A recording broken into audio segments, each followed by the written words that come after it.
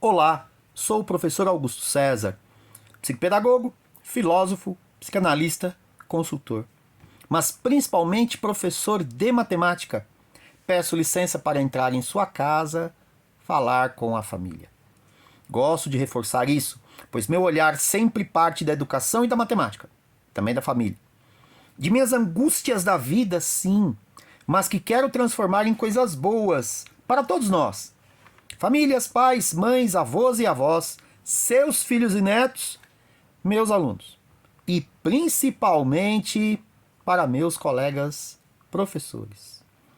Peço que se inscreva no canal, curta e compartilhe, colaborando, assim, para qualificar o debate e a opinião pública. Agora, vamos ao vídeo. Vamos ao assunto do vídeo. A estrutura é a seguinte: primeiro uma leitura de um texto sobre o assunto, depois os comentários e uma leitura de um texto de encerramento. Se o vídeo ficar longo, paciência. É que em nosso mundo pós-moderno, tudo tem que ser fluido, rápido, superficial e relativo. Comigo não. Eu sou a favor do denso, do moderado, do raciocínio e da profundidade, com certeza. Fique conosco, pois o que lhes trago são só verdades. E eu acho que você não ouvirá isso em outras mídias, salvo o melhor juízo. Vamos lá então? Título é A Díade Fundante da Educação. Professor e aluno. Pensar por díades a educação é, de um modo muito objetivo, refletir sobre uma relação de agência intelectual e social muito importante e específica. A relação educativa ou magistério. Uma relação entre pessoas em ação, dignas mas diferentes, seja em suas características naturais de idade, sabedoria, sexo, gosto ou inteligência, seja em suas características sociais, como, por exemplo, experiência, responsabilidade e convivência.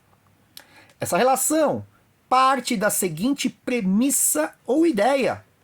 Ó, que simples. Que uma pessoa que sabe mais ou que tem o saber ensina para uma pessoa que sabe menos ou que não tem o saber. Essa ideia, aplicada em sociedade, determina que a pessoa que sabe mais, chamada mestre ou professor, na relação educativa, tem mais responsabilidade que a outra pessoa que sabe menos, chamada de aprendiz ou aluno. A ideia principal chama-se determinação epistemológica. Tal ideia aplicada na sociedade chama-se determinação deontológica.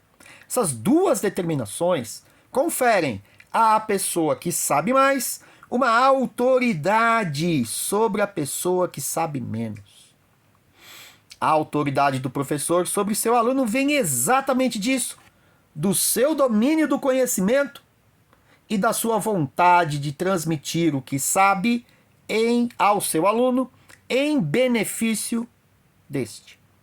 Obviamente, mediante alguma retribuição pelo seu trabalho nessa relação educativa. Importante.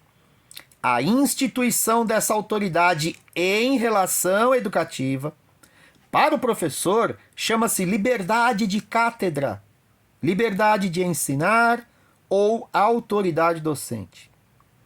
A aceitação pelo aluno dessa autoridade instituída na relação educativa chama-se liberdade de pesquisar ou aprender, ou mais precisamente, de disciplina discente. Isto é, a liberdade exercida como esforço e método. O saber é o conjunto de conhecimentos e atitudes que o professor possui, mas que o aluno ainda não possui, e que a relação educativa tem exatamente esse objetivo, que ao final dessa relação educativa, o aluno, mediante esforço ou trabalho intelectual direcionado e ordenado, tome posse do conhecimento que a ele foi transmitido, o que chamamos aqui de aprendizado. o que pode, por fim, até levá-lo a modelar suas atitudes pelas de seu professor, seja por simpatia a ele ou ao conhecimento, o que fará do seu aluno um sucessor ou seguidor do seu professor, ou pode levá-lo à superação de seu mestre, este que é o ponto máximo da relação educativa.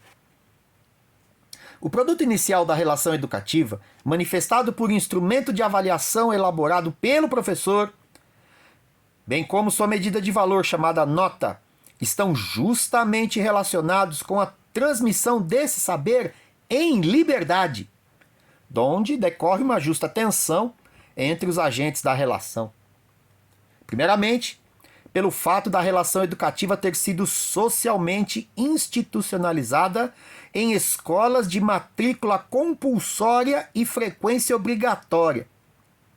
E pelo fato do processo educativo ser um processo de trabalho intelectual. E como todo trabalho, exigir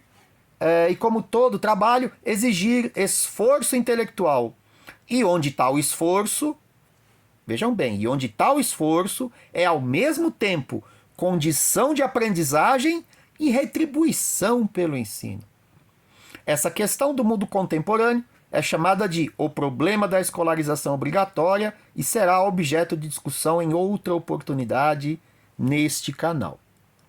Logo, e apenas tão somente, a partir da relação educativa pôde-se fazer uma boa análise da educação como um todo. De maneira bem simples, dela pensamos a educação e seus elementos primeiros: o ensino, a aprendizagem, o saber, a avaliação e o problema da escolarização obrigatória. Ou seja, a partir daqui desenrola-se toda a pedagogia, teoria da educação e toda a didática, prática da educação.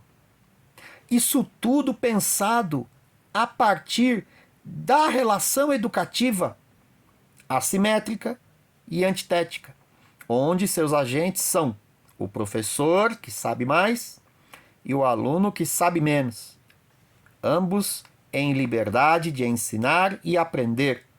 Por isso, tudo é que criamos a díade professor-aluno, para explicar a educação na sua forma mais simples. Então, agora alguns comentários. Então, vejam, eu sempre me perguntei por que todo mundo dá pitaco na educação, tira a autoridade do professor, mas põe muita fé nele, né? Contraditório. Pois bem, eu percebi que isso vem da sabedoria popular, que entende a educação como sendo a relação professor-aluno. Veja, eu dei aula numa escola, uma escola do campo, né? Num assentamento Bela Vista, aqui na cidade de Araraquara, muito boa, tá? Eu sempre digo que lá eu me tornei um professor melhor, né? Mas em outro vídeo a gente comenta sobre isso. Então, um belo dia eu estou andando lá nos corredores, passo pela professora de inglês e falo: "Hi, professor." Aí ela vira para mim e fala: "Professor, no, teacher." Aí eu falei: "Ué, não é a mesma coisa?" Ela me ensinou: não é a mesma coisa. Pois o professor da educação básica tem o saber como o do ensino superior, mas deseja passar esse saber em benefício de seus alunos, que no caso são seus filhos. O que não é necessariamente verdade, historicamente falando, desde o nascimento das universidades, preocupadas com a guarda do saber, não com a transmissão, não com a sua transmissão para os alunos, né? E com a preocupação principal em benefício dos alunos. Então, essa é a questão, esse é o detalhe, tá? De onde vem a nossa autoridade como professores, tá? Ela vem de dois campos principais. Primeiro, vem do conhecimento, que é a determinação epistemológica, episteme, né? A teoria do conhecimento, a maneira como a gente conhece, o conjunto das coisas que a gente conhece, né? As produções teóricas, né? Que é tudo que a gente conhece. No meu caso, a matemática. No caso da professora de inglês, a língua inglesa, né? E assim por diante. Cada professor, especificamente na sua área, né? Então, essa é uma fonte de autoridade para o professor. Mas a história mostra que os professores, quando começaram a trabalhar com os seus alunos nas antigas universidades, né? O principal, né? E se você vasculhar isso até mais voltar mais na história, se você chegar até os mosteiros, a preocupação não era do professor ensinar necessariamente, era dele como guardião desse saber, né? Coisa que nós também somos, né? Na escola básica, né? Mas a preocupação de transmitir esse conhecimento e esse saber, as atitudes que temos, né? A nossa, assim, do professor como exemplo, sabe? E ele se preocupar com o seu aluno, não só se preocupar se ele aprende, porque aí seria só a posse do conhecimento, né? Mas aqui eu digo é a posse do saber. O saber é conhecimento mais atitudes, mais ação. Então, muito do que a gente faz é em preocupação do desenvolvimento desse aluno, do caráter desse aluno, de dar para ele o melhor de nós para que ele siga a sua vida da melhor maneira possível. E saiba que um dia passou pelas nossas mãos. Então, esse tipo de preocupação quase que paternal, né, com nossos alunos é que vem da autoridade, da instituição, dessa relação professor-aluno em função do conhecimento, tá? Mas com essa preocupação com o benefício do aluno. Então a nossa autoridade está aí. E olha, pessoal, o aluno quando ele percebe que você o quer bem, né? Ele baixa a cabeça, ele te entende, ele sabe, ele é diferente. E eu, de uma certa maneira, fui assim quando aluno e sou assim como professor, né? Então, a gente discute muito a autoridade do professor, a falta de respeito que os alunos têm conosco. Tem muita coisa em jogo que a gente ainda precisa discutir com calma. Famílias, vamos com calma. Mas tudo nasce da relação professor-aluno. É uma relação entre pessoas diferentes? Sim, é. Diferentes em idade, diferentes em sabedoria de vida, como eu falei, né? Sexo. E tem outras aqui que eu já até esqueci, mas assim, vivência, né? Características sociais, né? De convivência, responsabilidade. Não dá para você colocar a carga da responsabilidade da aprendizagem no aluno. A responsabilidade é nossa. Tá? Mas por que é nossa? Por causa dessa vontade de ensinar que a gente tem em benefício do aluno. Não é só uma vontade porque a gente gosta daquilo que ensina. É uma vontade de ensinar porque a gente gosta daquilo que ensina para aquele que ensina. É para ele. Claro que vão dizer, a gente acaba aprendendo com isso. Pô, lógico, né? Quanto mais você fala, mais entra pelo ouvido. Aí você estuda, né? Cada vez que você vai dar uma aula antes, você dá uma estudada, por mais que você guarde aqui na cachola, né? Mas essa vontade de ensinar é que é a diferença do professor, tá? Do professor mesmo. Então, assim, a primeira coisa, a relação professor-aluno, tá? Tudo na educação nasce da relação professor-aluno. É uma relação entre pessoas diferentes? Sim, é. É uma relação assimétrica? Sim, é. E daí? Por que tem que ser igual? Poxa, nós somos diferentes. Cada aluno tem uma maneira de aprender. A gente pode, dentro dessa maneira de aprender, contribuir para o aprendizado dele. Mas será que eu tenho que considerar que todo mundo é igual, ensinar do mesmo jeito? Óbvio que não. Todo aluno tem um tempo para aprender. Uns pegam mais rápido, outros mais devagar. Quer dizer então que aquele aluno que pega mais devagar, que me levanta a mão e me faz uma pergunta, eu vou dizer para ele, acabei de explicar, não vou te explicar de novo? Óbvio que não. Vocês percebem? Existem diferenças. Essas diferenças não são obstáculos, como dissemos em uma outra oportunidade, mas elas são o motor da educação, o que faz a educação acontecer, o móvel da educação, o que faz o processo educativo se mover, funcionar.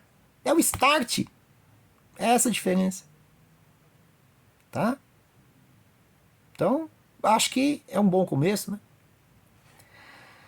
E aí, todos somos professors.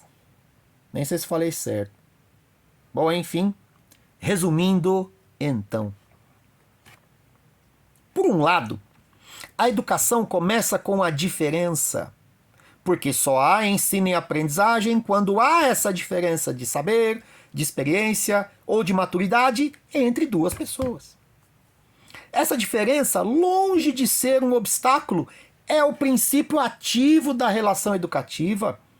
Ela cria o movimento pelo qual o que sabe mais se orienta em benefício ao que sabe menos. E o que sabe menos se esforça para saber mais em retribuição. Veja, a retribuição não é necessariamente financeira. Ela é do aluno, do esforço que o aluno faz. Quando ele percebe e ele aceita essa autoridade instituída na relação. Instituída como? A partir de dois campos. O quanto o professor sabe e o quanto ele quer o bem do seu aluno, o benefício do seu aluno. Tá bom? Tô batendo toda hora aqui, não sei nem se tá saindo o som aí, mas beleza, bora lá. Pois muito bem, o magistério é o exercício consciente da diferença em favor do outro. Está criado assim um espectro educativo em liberdade. Por outro lado, a educação se funda na relação entre dois polos assimétricos, mas complementares, o professor e o aluno. Essa relação é o ponto de partida de toda a reflexão pedagógica, porque é nela que se manifesta a forma essencial da ação educativa. A transmissão de um saber de quem o possui para quem ainda não o possui.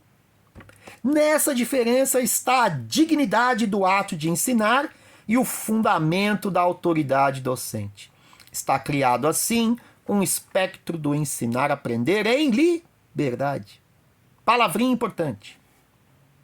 Tanto educar como ensinar e aprender em espectro fazem ligar um professor a um aluno. Daí que vem a dia de professor-aluno. A gente escreve assim, professor tracinho aluno, sabe? Professor-aluno. Tá? Daí que vem a dia de professor-aluno, que funda a educação na diferença, em relação e com liberdade. E isso é bom. Isso é bom. E a partir disso, todas as outras dimensões principais da educação, planejamento, ambiente, currículo, metodologia, avaliação, sistema de ensino, escolarização, etc., tornam-se derivadas e compreensíveis. E mais, a diferença em relação e com liberdade funda, assim, a dignidade da relação educativa e legitima a autoridade do professor e a disciplina do aluno. Assim, a dia de professor-aluno é a forma primeira da própria ideia da educação. É a educação na sua forma mais simples. Terminando, está assim aberto um caminho alternativo para pensar a educação contemporânea, um caminho político e filosófico que parte da diferença entre os agentes na relação. Ele parte da diferença entre os indivíduos. Portanto, e da diferença em liberdade, né? Portanto, um caminho pela direita. Pois a educação, compreendida na sua essência relacional e hierárquica, é coisa da direita filosófica. Pensar especificamente sobre essa educação pelo caminho da direita. É o que faremos no próximo vídeo. Faremos isso pelas díades educacionais de Augusto César. Muito obrigado pela atenção de todos. Fiquem com Deus e sucesso a todos nós.